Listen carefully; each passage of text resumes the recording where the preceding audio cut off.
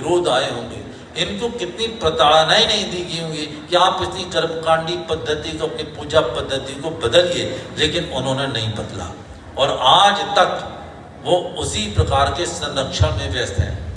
एक प्रवीर कृष्णा जी हैं, वो कल भी मैंने कोट किया था, सीनियर IAS ऑफिसर, यहाँ भी उनकी पोस्ट अंबिकापुर में भी कलेक्टर है, 1988 बैच के समझिए वो कलेक्टर है।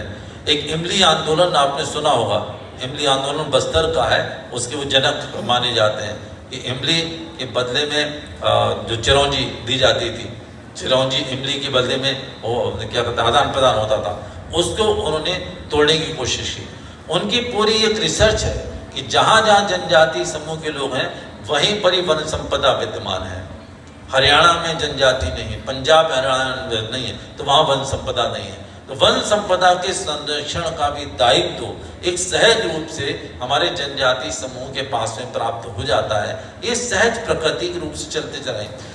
यजुर्वेद में अग्नि की बात कही गई, यज्ञ की बात कही है, तो मैं हो सकता है अग्नि के फिजिक्स बताएंगे, कैसे बताएंगे अग्नि को सबसे पहले किसने पैदा की, ईजाद किया। आप जनजाति समूह में जाएंगे तो एक चकमक नामक आपने 2 पत्थर देखे होंगे, पता नहीं आपने देखे कि नहीं देखे हैं, मैंने देखे हैं। भाई साहब नागन जी, भाई साहब पता है, क्योंकि हम जब रिसर्च किया तब भी उन्होंने देखा है। मैंने पूरे जबलपुर के आसपास जितना जनजाति क्षेत्र है, चाहे वो छिंदवाड़ा हो, चाहे वो मंडला का हो, चाहे वो सिवनी का हो, चाहे वो जबलपुर का हो, सबका सब मैंने भ्रमण किया, पातालकोट तक गया हूँ। और छिंदवाड़ा में पचमढ़ी से भी ऊंची चोटी जो छिंदी है, वहां तक मैंने जाके देखा है लोगों को। तो चकमक क्या है, 2 पत्थरों को घिस के किस प्रकार से वो अग्नि प्रज्वलित करते हैं और कपास में उसको रख करके फिर सुखा लेते हैं, जिस स्टाइल के साथ में वो लग रहा है दूसरी पद्धति किसी के पास में नहीं हो सकती है, वैसे को विकसित कर ही नहीं सकता, वो उनसे लाया है। सामवेद में संगीत है, तो संगीत का स्वर किस प्रकार से हमारे जनजाति बंधु लेकर के चलते हैं आप सभी लोग जानते हैं। छत्तीसगढ़ में नाचा की पद्धति हम जानते हैं, हिमाचल में नाटी डालते हैं, नाटी हो चाहे नाचा हो, सब में वही संगीत जो क्लासिकल म्यूजिक की बात सामवेदी परंपरा है, उसको लेकर के चलते चले आ रहे हैं हमारे जनजाति बंधु। हमने आधुनिक सभ्यता में हम डीजे ले आए हैं, हम पाश्चात्य म्यूजिक की तरफ चले गए, लेकिन वहां पर वो नहीं बदले। अब यहाँ पर यदि कोई कह दे कि उनका संगीत जो है वो जो नाचा जो है वो दूसरे विषयों से अलग है, मैं पूछता हूँ नाचा का विषय क्या है?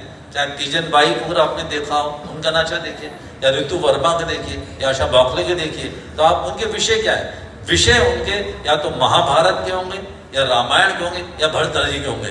3 के अलावा कोई चौथा विषय उनके पास नहीं। वही भारतीय ज्ञान परंपरा को नाचा में, नाटी के अंतर्गत जो हिमाचल प्रदेश नाटी डालते हैं उसमें भी यही विषय है।